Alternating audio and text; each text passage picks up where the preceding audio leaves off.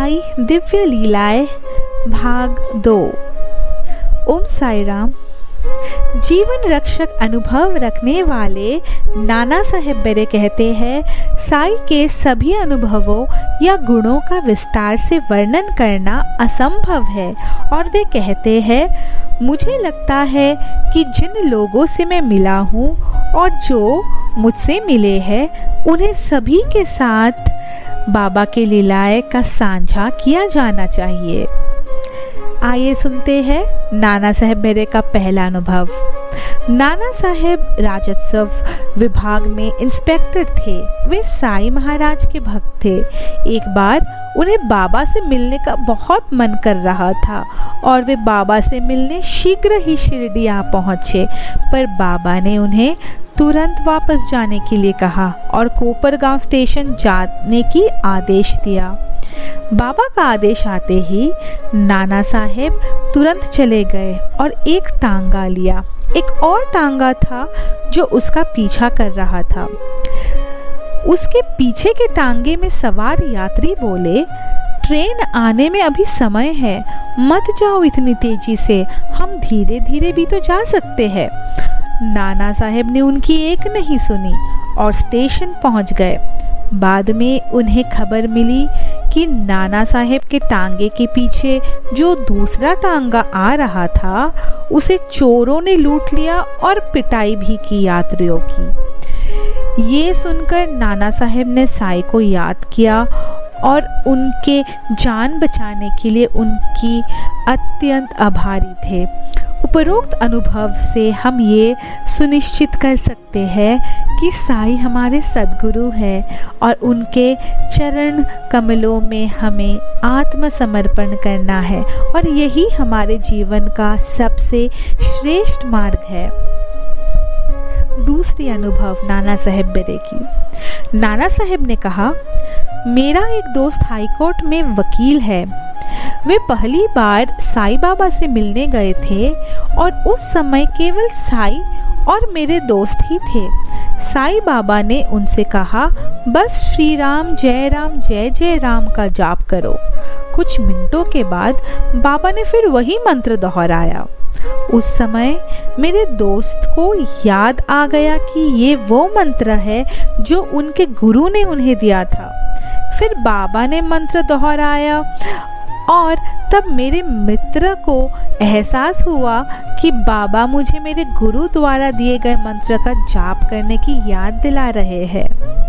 एक बार ठाणे से एक भक्त साई बाबा से मिलने गया और जब वो बाबा से मिला तो बाबा ने उसे हनुमान की पूजा करने के लिए कहा। उन्हें समझ नहीं आया कि बाबा ने उन्हें ऐसा क्यों कहा।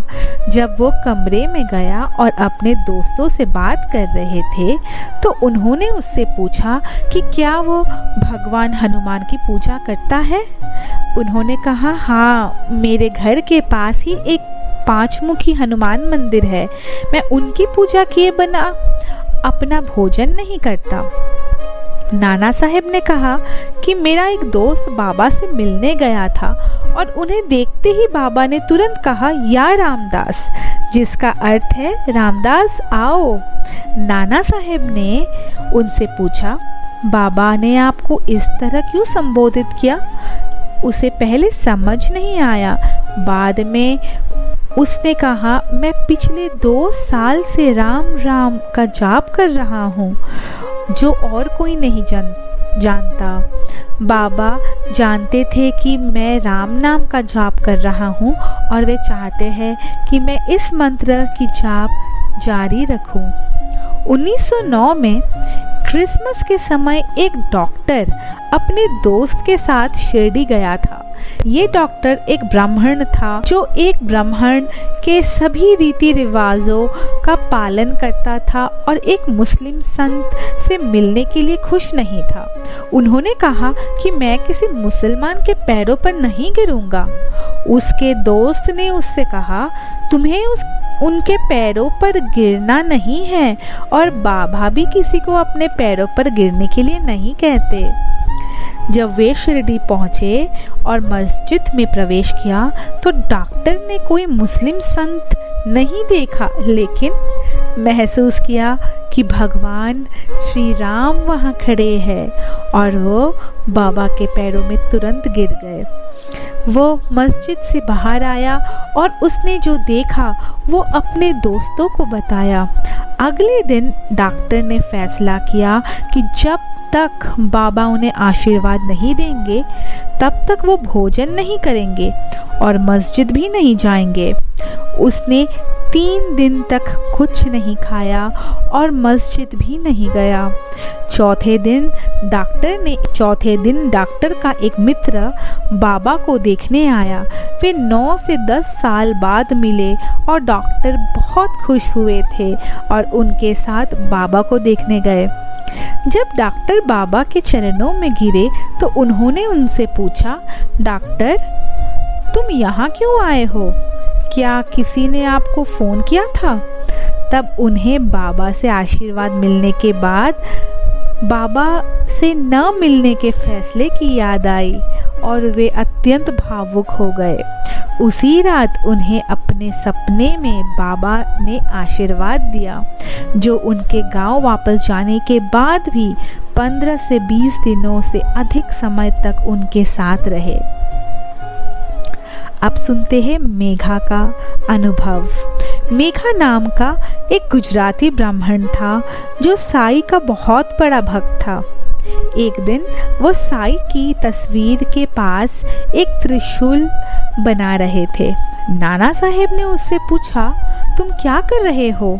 मेघा ने कहा, आज सुबह जब मैं उठा और बिस्तर पर था तो मैंने साईं की आवाज़ सुनी जो मुझे त्रिशूल खींचने के लिए कह रही थी।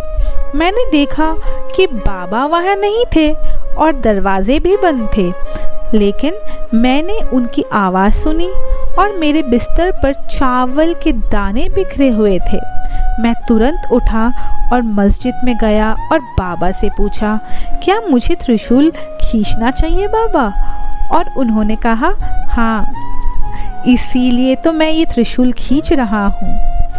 अगले दिन जब मेघा ने जाकर साईं से मुलाकात की तो उन्होंने मेघा को एक शिवलिंग दिया जो साईं ने अपने एक भक्त से प्राप्त किया और उसे इसे लेने और शिवलिंग की पूजा करने के लिए कहा। मेघा शिवलिंग के साथ हर्षित चेहरे के साथ वाड़े में आए। उनके खुशी के बारे में जानने के लिए हमें मेघा के पूर्व इतिहास में वापस जाना होगा। मेघा खेड़ जिले के डिप्टी कलेक्टर राव बहादुर साठे के घर नौकर थे। उन्हें गायत्री मंत्र भी नहीं आता था जो साठे ने सिखाया था।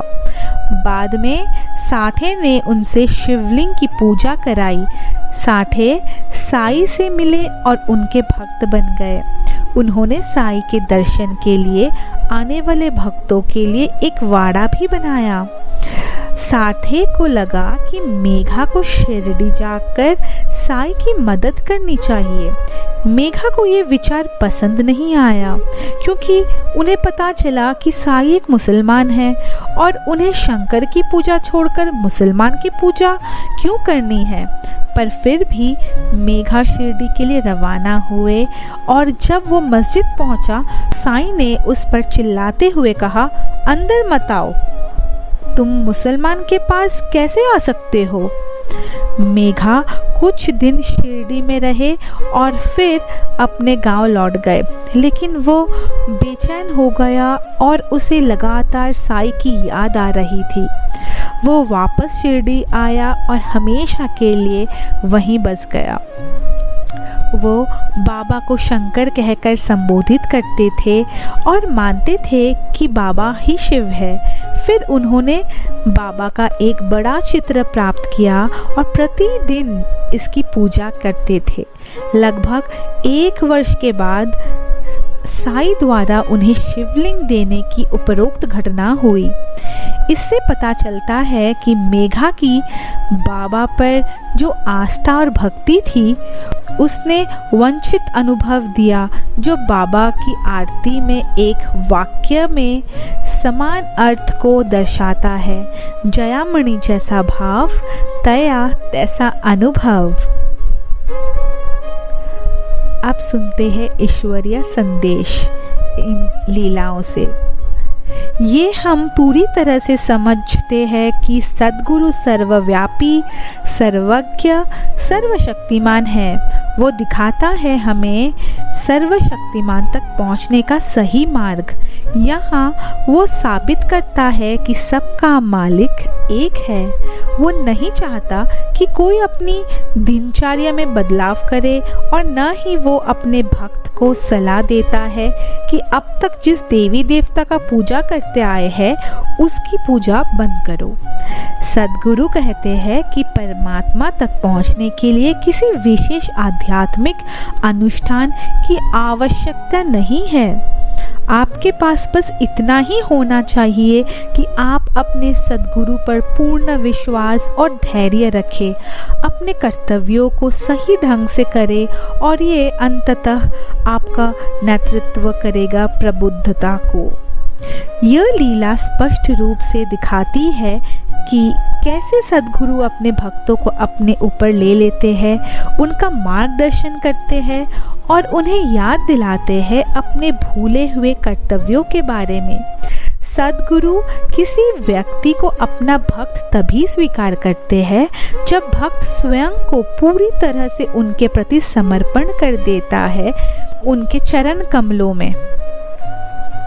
ये देखा गया है कि केवल सद्गुरु को सही मायने में समझने और पूरी तरह से समर्पण करने से ही उनके लिए पर्याप्त है। वे तब अपने भक्त को स्वीकार करते हैं और वे उन्हें शाश्वत सुख और आनंद का अनुभव करने के लिए मार्गदर्शन करते हैं। सद्गुरु कहते हैं सर्वशक्तिमान एक है।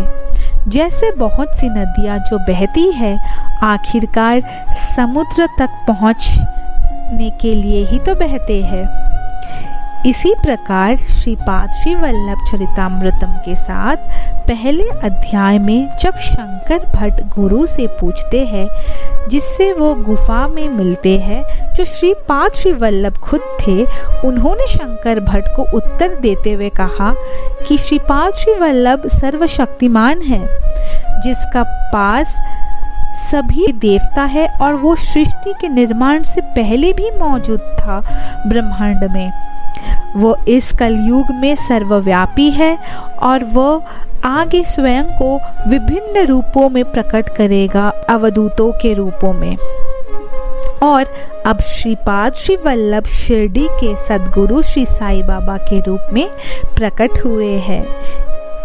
इन लीलाओं से हमें स्पष्ट रूप में समझ सकते हैं कि सद्गुरु किसी भी धर्म, जाति या पंथ से परे है। उन्होंने संदेश दिया कि जो गुरु के प्रति समर्पण करता है वह ही दिव्य मार्ग में यात्रा करने की योग्य हो जाते हैं। ओम साई राम।